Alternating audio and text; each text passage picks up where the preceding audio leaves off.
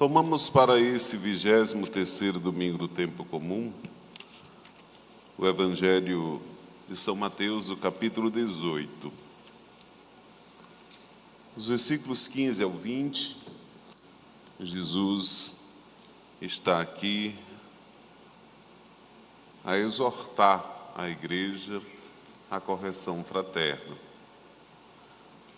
O capítulo 18 é conhecido pelos estudiosos do Evangelho de São Mateus como o discurso eclesiástico de Jesus, porque reúne ali procedimentos práticos e necessários para a condução da vida cotidiana da igreja, naquilo que diz respeito verdadeiramente não somente à organização, mas também ao modo de viver de uma comunidade especificamente cristã, daqueles que se diferem do Evangelho, a qual o texto chama de pagãos ou pecadores públicos. Se teu irmão pecar contra ti, vai corrigi-lo, diz o Senhor. Se ele te ouvir, ganhaste o teu irmão. O horizonte de toda a comunidade, ou o objetivo e a finalidade de uma igreja, é a salvação das almas. Não existe outro motivo pelo qual Cristo nos reúna por tanto tempo e em situações, muitas vezes, tão dificultosas para nós, que é conviver nesta realidade fraterna com pessoas tão diferentes como são as que compõem uma comunidade eclesial. Mas a salvação de Jesus Cristo passa por este mistério, pelo mistério da igreja, a qual ele reúne com um horizonte de que nós nos apoiemos para caminharmos juntos em busca da nossa salvação. E a palavra é justamente esta: apoio. Porque a comunidade eclesial precisa se salvar junta. Não adianta uma igreja de poucos privilegiados que alcança a perfeição se o corpo inteiro também não o alcança. Se a realidade pelo qual Cristo dá a sua vida, que é a igreja, não se torna cada vez mais perfeita. É por isso que no cerne do discurso eclesiológico de Jesus, do discurso à igreja, ele coloca o tema da correção fraterna. Capítulo 18 de São Mateus, ele dá passos de como verdadeiramente a nossa salvação e a salvação do irmão passa por um diálogo e passa também por uma preocupação que nós devemos ter em relação àqueles que pecam. Se teu irmão pecar contra ti, o chama em particular. Primeiro passo de uma correção fraterna. Mas não deve ser para uma humilhação, ou talvez para uma justiça. No mundo comum, no mundo entre os pagãos, quem nos deve alguma coisa deve nos pagar. Se uma pessoa lhe deve, ela deve lhe pagar. No mundo cristão, esta pessoa que nos deve alguma coisa é um irmão nosso. E antes de ter qualquer mediação de pagamento para se cumprir uma justiça, precisa-se cumprir um preceito de fraternidade, da qual nós não devemos deixar que o irmão pereça sem ser avisado de sua conduta. Esta realidade se impõe numa caridade pastoral, no caso do padre, mas também numa caridade fraterna, no caso de um irmão, que quando o exorta, não o exorta para humilhar, exorta para salvar. Para que a tua alma não seja condenada, meu irmão, eu te aviso disto. Se ele te ouvir, ganhaste um irmão. Segundo passo, se ele não te ouvir, 2 ou 3 testemunhas sejam chamadas para que a coisa seja resolvida. Por fim, se ele não ouvir, dizei-o à igreja. Na comunidade cristã primitiva, as comunidades eram pequenas e a realidade de uma fraternidade era verdadeiramente observada. Não existiam pecados privados, porque tudo o que se era vivido em uma plena comunhão. E o que um irmão de fato o fizesse, todos, de certa forma, estavam ali numa compreensão mútua de uma vida fraterna, onde era partilhada não somente a alegria do culto, mas também a dificuldade. É claro que as nossas assembleias numerosas, depois de uma igreja cristã muito mais expansiva, esta realidade vai se tornando difícil. Mas nós muitas vezes constatamos isso nos nossos pequenos grupos, pequenas células, que reúnem as nossas dentro de nossas comunidades, o quanto isso ainda é muito presente, quando verdadeiramente ali se acolhe um pequeno grupo que caminha junto no mistério da salvação e que ajuda profundamente ao discernimento, à caminhada. Mas o Senhor coloca uma regra muito clara: não é possível viver dentro da comunidade cristã em um pecado. E isso é imputado de alguma forma naquele que de fato faz a prevaricação, ou seja, aquele que, vendo que o irmão comete o erro, não tomar sobre si a responsabilidade de exortá-lo. Isso profundamente é dito na primeira leitura da missa de hoje, da profecia de Ezequias.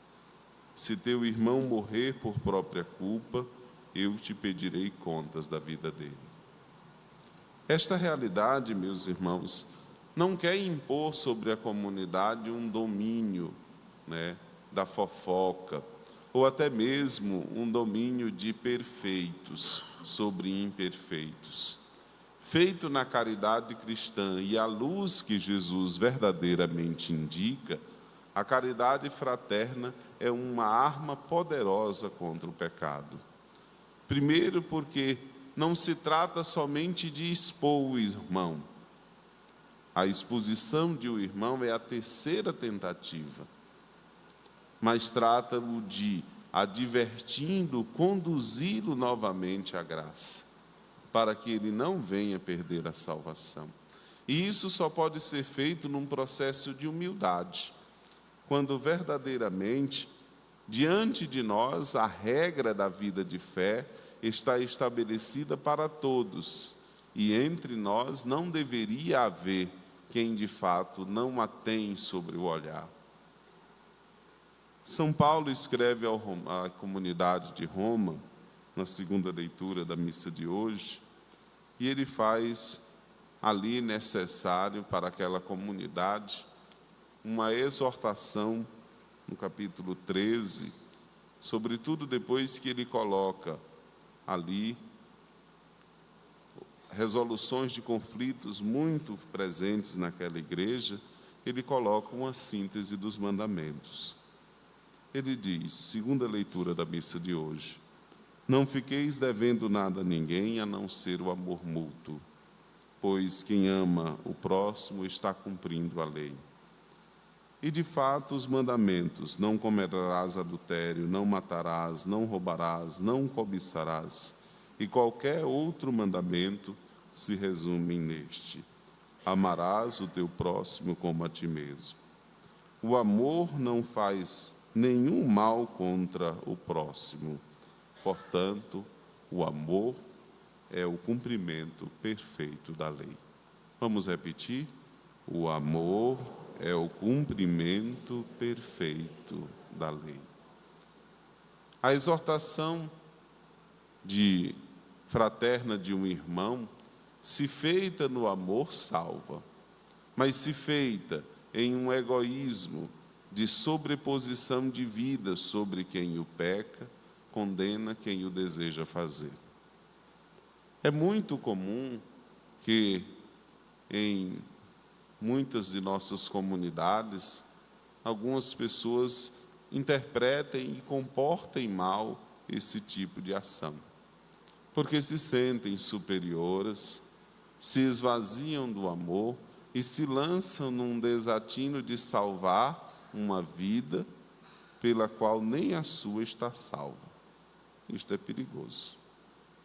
Isto é muito perigoso, porque sem esta correta compreensão, a correção fraterna deixa de ser instrumento de salvação e passa a ser um instrumento de humilhação. E não é isso que o Senhor o deseja. Deseja que todos sejam levados à perfeição de vida, ao mistério de salvação. Mas há também um caminho, aliás, 3 caminhos que a comunhão fraterna de nossa vida deve sempre ter como horizonte para que nós não venhamos a nos perder nisto. Primeiro, o critério da obediência. Dentro de uma comunidade, a obediência deve ser uma lei suprema. E esta obediência diz respeito também, e sobretudo, aos nossos líderes, à direção espiritual, à condução pastoral da igreja. Em última instância, aquele a quem é confiado o rebanho de Deus é a quem se deve ser reportado todas as coisas. E isso é importante para que nós não venhamos a esvaziar o pastoreio, que é algo importante na vida de fé de uma comunidade. Às vezes se querem resolver tudo, mas não querem incomodar o padre. Às vezes se lançam em atividades que verdadeiramente podem até comprometer a salvação e a santificação da comunidade, mas não se deixam conduzir pelo discernimento do único a quem o Senhor confiou a vida de todos.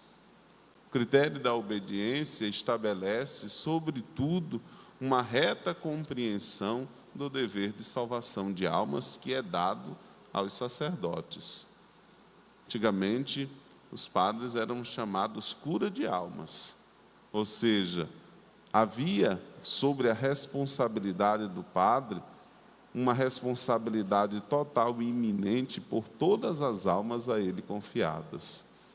E por isso que se via necessário que também o pastor cuidasse de cada uma delas, para que não viesse se perder.